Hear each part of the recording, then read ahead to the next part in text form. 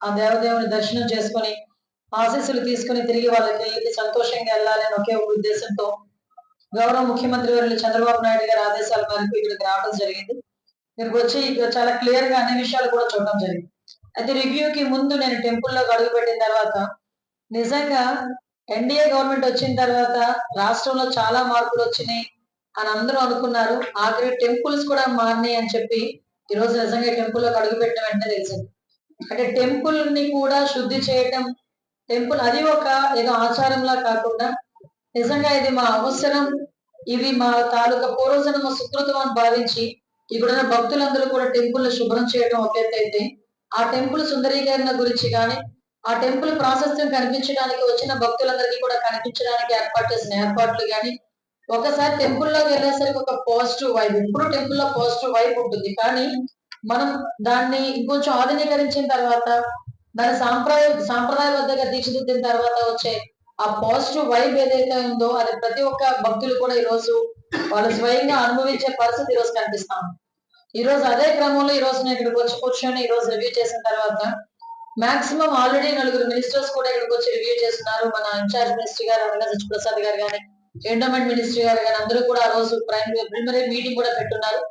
ఈరోజు ఎస్పెషల్లీ ఎటువంటి అవాంఛనీయ సంఘటనలు జరగకూడదు, ముఖ్యంగా భక్తులకు ఎటువంటి ఇబ్బంది కలగకూడదు, అతి ముఖ్యంగా సామాన్య భక్తులకి ప్రయారిటీ ఇవ్వాలి.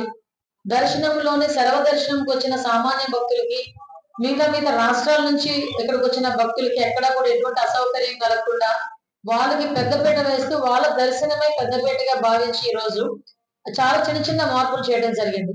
ఎందుకంటే ఇందాకే సోదరుడు చెప్పాడు 50 రూపాయల టికెట్ తీశారంటే 50 రూపాయల టికెట్ ఎందుకు తీసామనే విషయాన్ని కూడా మీకు చెప్పాలి. లాస్ట్ 5 ఇయర్స్ తాలూకా ఫ్లో చూసాం.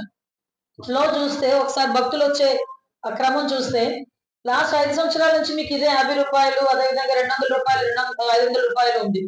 సో సామాన్య భక్తులు అంటే మనకి ప్రీ దర్శనం చూస్తే 45,000 మంది ఉన్నారు. 200 రూపాయలు చూస్తే 5,000 మంది ఉన్నారు. 500 రూపాయలు చూస్తే ఒక 10,000 మంది ఉన్నారు. అంటే ఈ క్రమంలో లాస్ట్ 4 సంవత్సరాల నుంచి కూడా ఇక్కడ భక్తులు వస్తున్నారు.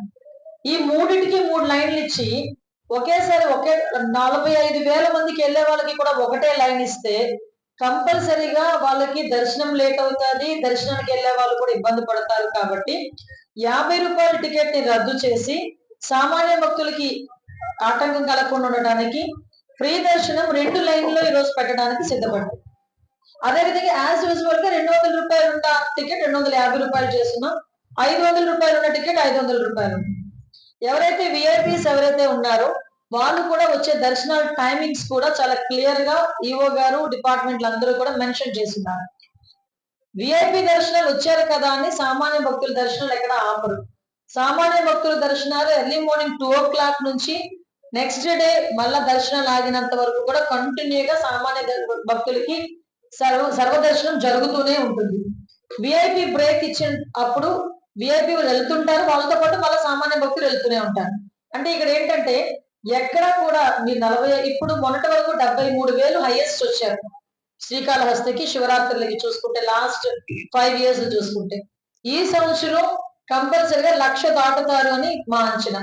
సో ఈ 1,00,000 మందికి కూడా ముందు దర్శనాలు ఎక్కడ కూడా ఇబ్బంది లేకుండా చూసుకునే బాధ్యత మొత్తం టెంపుల్ లోపల చిన్న చిన్న మార్పులతో చేసుకున్నాం.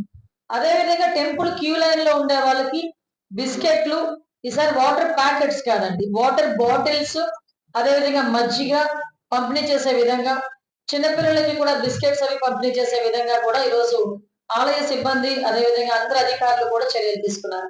వీటితో పాటు 11 హోల్డింగ్ పాయింట్స్ పెట్టుకున్నాం, పార్కింగ్ పాయింట్స్ పెట్టుకున్నాం. ఈ 11 పార్కింగ్ పాయింట్స్ దగ్గర కూడా సీసీ కెమెరాలు, అక్కడ అదేవిధంగా ఒక కమాండ్ కంట్రోల్ రూమ్, అక్కడ ఒక ఎంక్వైరీ సెంటర్, అక్కడ ఒక పోలీస్ ఏర్పాటు చేసుకొని వాళ్ళకి ఎటువంటి ఇబ్బంది లేకుండా.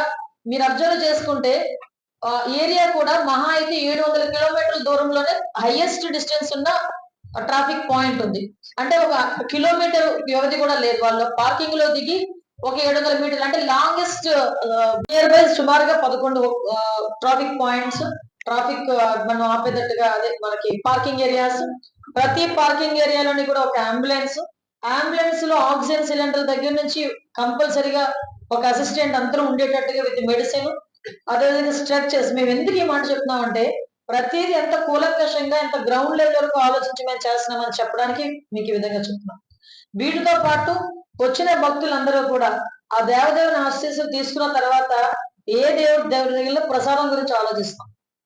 ఆ ప్రసాదం కూడా ఎక్కడో ప్రసాదం కౌంటర్లు వేరే వేరేగా పెట్టి మళ్ళా అక్కడికి వెళ్ళి అదంతా రద్దీ కాకుండా వేరే మేము కౌంటర్లు ఏర్పాటు చేసుకొని ప్రసాదం ప్రతి ఒక్క భక్తుడికి ఒక ప్రసాదం ఫ్రీగా ఇచ్చేటట్టుగా, ఇంతకు ముందు 15 రూపాయలు ఎంతో ఛార్జ్ చేసుకునే వాళ్ళు, అలాంటిది ఏం లేకుండా ఈసారి ఫ్రీగా లడ్డు ఇచ్చేటట్టుగా, అదే విధంగా మన కొత్త సాంప్రదాయం తరలిపోయారు అన్ని రోజులు కూడా కొత్త సాంప్రదాయం తరలిపోయారు.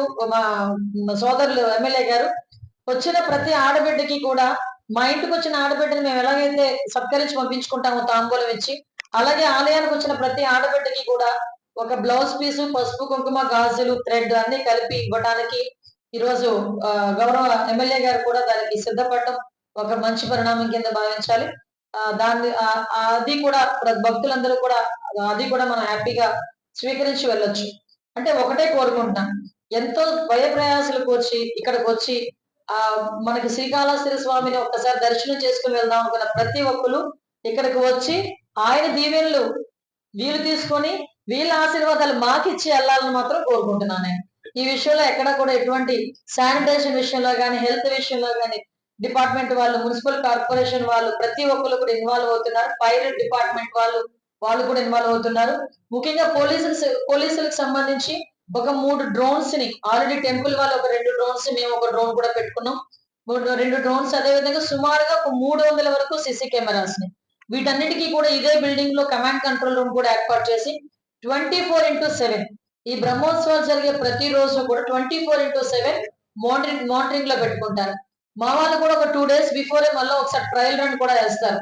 ఎక్కడైనా నేరో పాయింట్స్ ఏదైనా ఉన్నాయా, ఎక్కడైనా జనాలందరూ కూడా క్లమ్సీగా ఉండే పరిస్థితులు ఏమైనా ఉన్నాయా, అలాంటి ఏరియాస్ కూడా చూసుకొని ముందే వాటికి సంబంధించిన ప్రికాషన్స్ కూడా తీసుకుంటారు. టీం కూడా ఎవరైతే పోలీస్ టీం కూడా ఒక్కొక్క పార్కింగ్ ఏరియాలో కూడా కొంతమంది టీం ని అక్కడ కూడా మేము పెడతాం. అదేవిధంగా క్యూ లైన్స్ లో కూడా ఎక్కడ కూడా ఇబ్బంది లేకుండా చూసుకునే బాధ్యత కూడా తీసుకుంటున్నాం. ఎక్కడ కూడా భక్తులకు ఇబ్బంది కలిగేటట్టుగా గానీ, ఎటువంటి అవాంఛనీయ సంఘటనలు జరగకుండా గానీ ఈ రోజు మేము చాలా పగడ్బందీగా మేమందరం కూడా ఏర్పాట్లు చేసుకున్నామని మీ అందరికీ తెలియజేసుకుంటూ, ముఖ్యంగా 27వ తారీఖున కూడా ఏదైతే గౌరవ ఎమ్మెల్యే గారు ప్రామిస్ చేసినట్టుగా ఆ రోజు ప్రతి ఒక్కరికి కూడా ఫ్రీ దర్శనం కూడా ఏర్పాటు చేసినందుకు ఈఓ గారికి నేను ప్రత్యేకంగా కృతజ్ఞతలు తెలియజేసుకుంటున్నా. అదేవిధంగా ఈరోజు ముఖ్యంగా విఐపి పాస్లు ఉన్న వాళ్ళు, ఆ విఐపి పాస్ కి కూడా ముందే చెప్తున్నామండి. విఐపి పాస్ ఎవరైతే తీసుకొని ఒక్కసారి టెంపుల్ లోపలికి వెళ్ళి దర్శనం చేసుకుంటారో ఆ విఐపి పాస్ వాళ్ళ దగ్గర నుంచి మేము తీసేసుకుంటాం.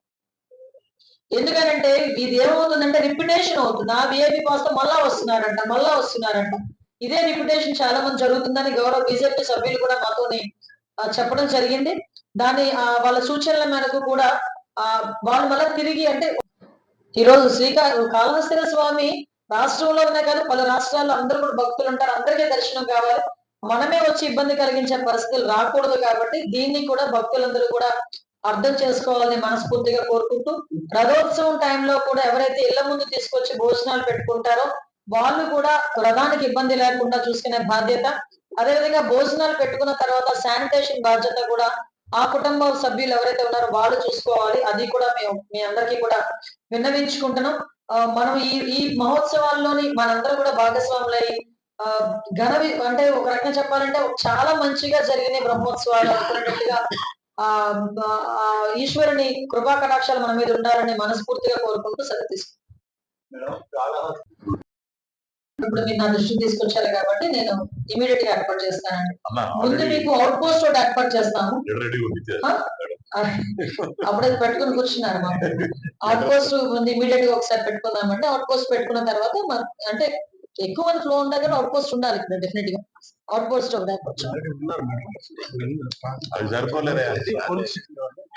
ఓకే.